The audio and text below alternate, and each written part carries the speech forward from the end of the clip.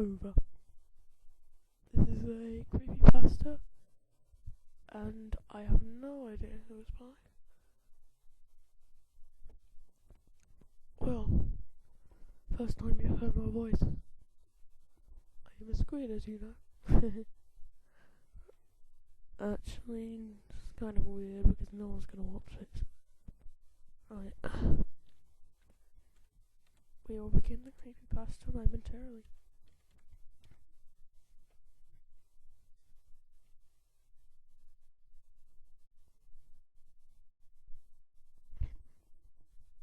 Here we go. Game over.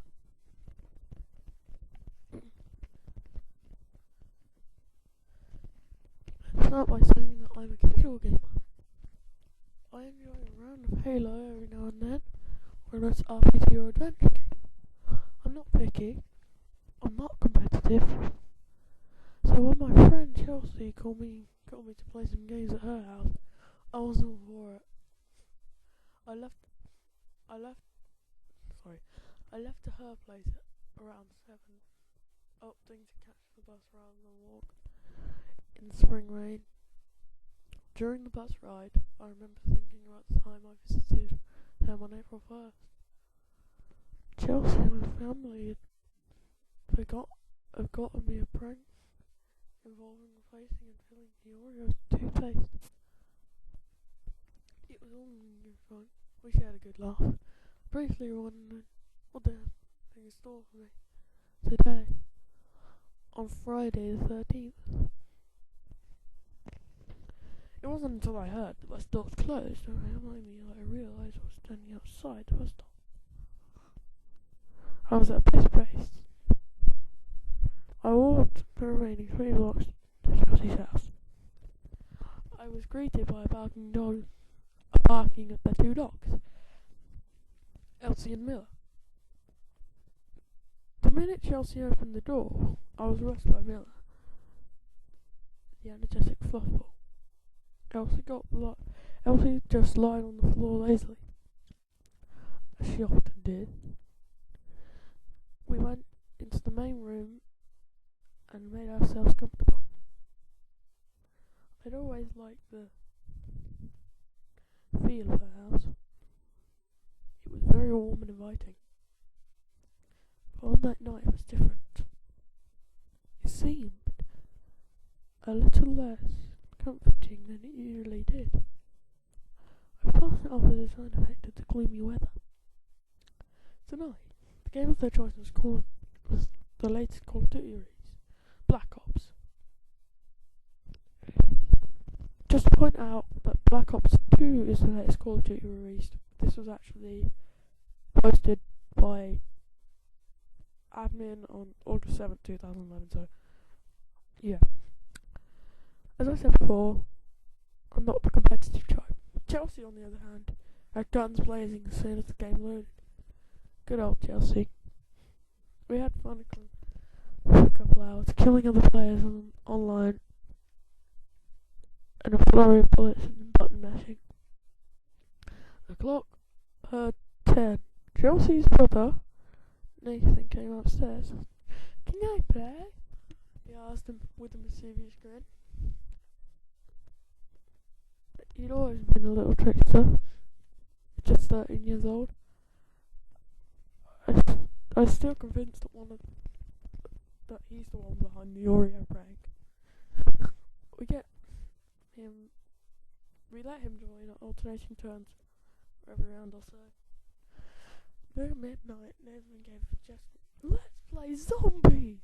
And now, for those of you not aware, zombies is a mode in the game which is up to 4 players that can work together to fight off hordes of the undead.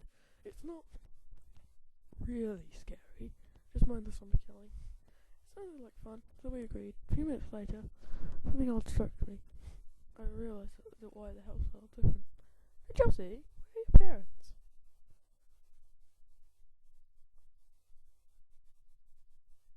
I had asked. Usually, they greet me in a warm smile within 5 minutes of my arrival. She paused the game. "Oh, they went out out for the night. They'll be back in the morning. As she said this, I caught her and across Nathan's face. Something about the back of his head told me they weren't gone and my earliest suspicions might have been correct. Decided to stay wary. For the time being, I would have fun.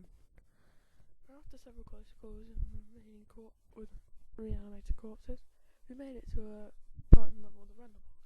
For a certain amount of points, the random box will give you a completely random weapon.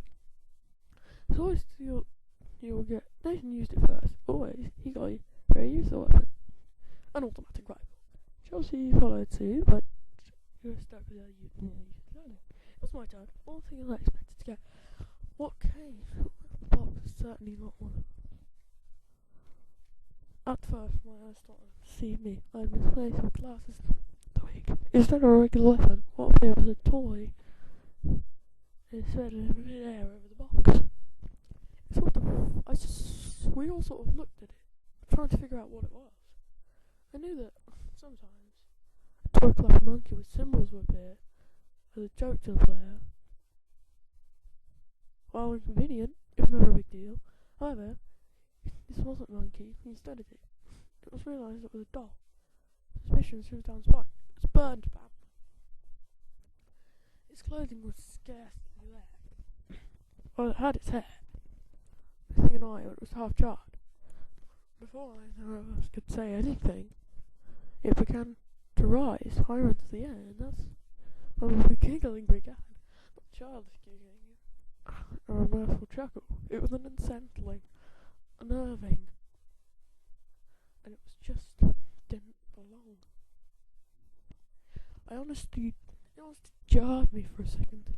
I don't know how to respond. The doll rose higher into the air until it was entirely off screen. The only evidence was in the appearance that was faint echoes of twisted child's laughter. I followed it. As the giggling subsided, the screen flashed red, then silence. Interval time!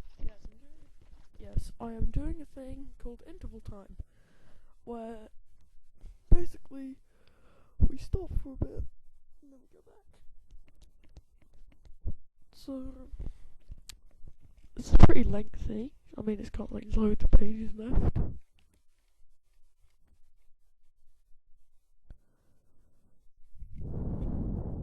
Right. Nathan. I thought for a single moment that Nathan had somehow done this, but he looked confused. I could even see a little fear in his eyes. Chelsea was stunned as well. For a long moment, no one had said anything. That is, Chelsea noticed something odd. Where are all the zombies? She asked, and she was right. It had been too quiet. He realised why. There weren't any zombies, in fact. During the appearance of the doll, not a single zombie had made its presence known. For a full 30 seconds, we were in rival, and with no avail. Nathan opened his mouth to speak, but we heard it again. The eerie, ghastly laughter that accompanied the doll. This time, however, there was no doll to be found. That's when the screen flashed red again. Before anyone could react, hundreds of charred dolls appeared in the gate, crawling, giggling, mishappened dolls. They covered the ground, climbing onto our characters and giggling gleefully,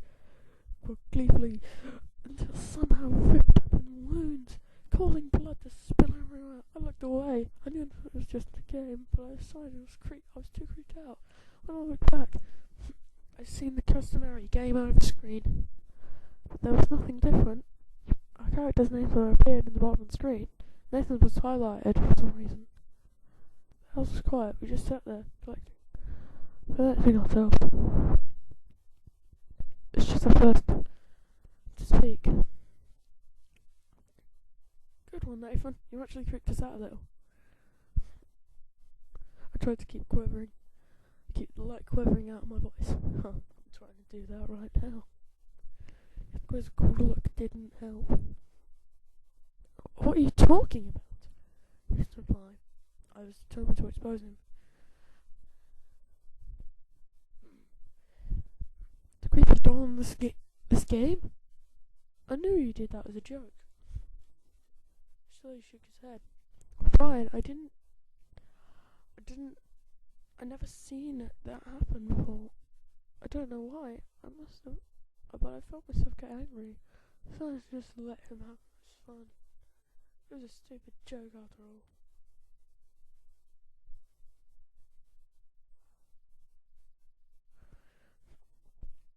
If you say so.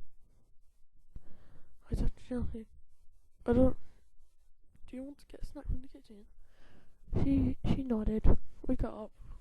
Neither of us wanted to turn off the game. In the kitchen, we rummaged some cupboards. We found some glasses and plates. We heard Nathan's shoes. Now his need to pee in the outer room. His footsteps fell into the restroom. He browsed the kitchen for a few minutes. We turned to the living room with hot soda and cookies. We sat there for a bit. Sipping on drinks and bunch of cookies. Chelsea's woke up. We should probably watch TV or something. There might be a movie on. I agreed. And I took the controller to turn off the Xbox. I pressed the guide button on the controller. I waited for a menu to pop up so I could turn it off. It didn't.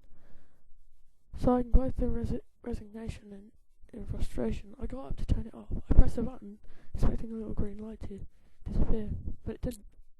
For Xbox 360 miles freeze up sometimes. I don't recall not being able to shut off. I tried again with no avail. I studied it for a few minutes when Chelsea's voice caught my attention. Where's Nathan? He could probably fix it. She sounded concerned. A thought struck me. Where was Nathan? Had he been gone for the last 15 minutes? I had to call his name. I heard his name on the The giggly. Instantly, both of our eyes shot to the screen. It was a thing on the screen. Nathan's name was no longer highlighted. In fact, it appeared dull compared to ours. My heart was pounding almost. Just my mind was racing. What the hell was that? Yeah, 1 minute. I asked, but Chelsea already stood up and stared towards the restroom. Nate, you done in there? I tried them. It was unlocked. Something told me not to open it. I don't know why. I wish to God I had listened to it. I opened the door. The first thing I saw was red. Blood was everywhere. Nathan was lying on the floor, thick dark red line. I had teacup raised down very down to his abdomen. His short brown hair was matted in blood. His normally pale and was absolutely colourless. Surprised the urge of vomit. I heard Chelsea move behind me. I realised I couldn't let her see this. It was too late. I had a gasp. Followed by a most agonising scream. I quickly shut the door, turned to Chelsea. She had a look of terror, revulsion, pain and agony etched into her face. It broke my heart to see it. I knew. Chelsea, I'm so sorry. But you have to listen to me. We've got to get the fuck out of here. Now. Sobbing, Nez. She ran down in slight agreement. I couldn't tell. I was nervous, confused, terrified. Gradual time sickened. We pulled the door and the handle that wouldn't budge. It was just stuck. Fucking miracle. You let the first words of general panic setting in. I could see Chelsea closing and ringing down.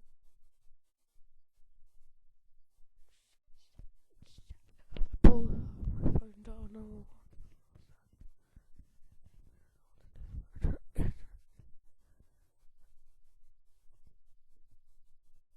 Oh my God, Charlie! My mind immediately.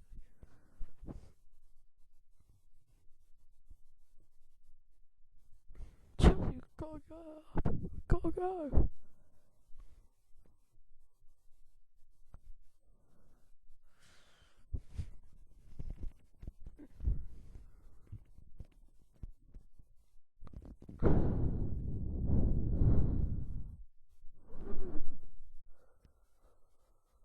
Okay. Okay. Back to the story. I wasn't. I was. I wasn't mad at her, but I didn't know I was so overwhelmed. I didn't know what to do. She stood and held onto my arm. I heard Ashley and Miller walking outside, waiting for them after they arrived. I silently thanked God that they were safe.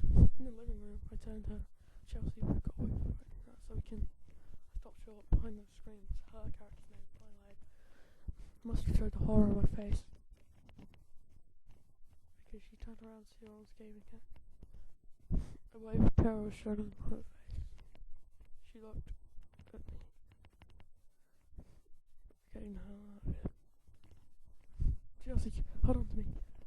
I didn't care that I was crying or that I was shaking. I had to get us out of it. Nothing else happened. She just side-stretched it and I picked her up. Without another thought, I made the Frenching below me line for the window. As soon as she realised what I was doing, she gripped tighter. Her hands were held so tight that her knuckles turned white. We crashed through the window into the front yard. I was bleeding. A bit of glass hit my leg, my chest, and my face. But we were out. Chelsea was unscratched. Managed to stand up. Suffocating from inside the house. A week later, it was all over the news. I think I'm nuts.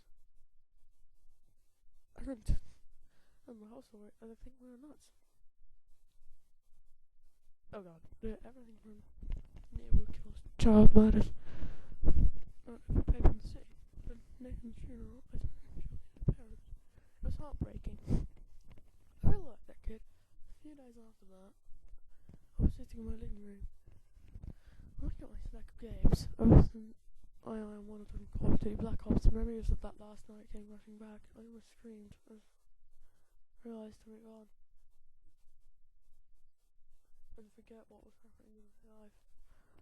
I hopped on this again, decided to play his campaign mode, Assassin's Creed or something. While the disc was loading, I decided to call Chelsea and check up on her. No answer. Oh well. I thought she'd probably think I was feeling. As I looked back, the TV froze. Well, I froze to the TV.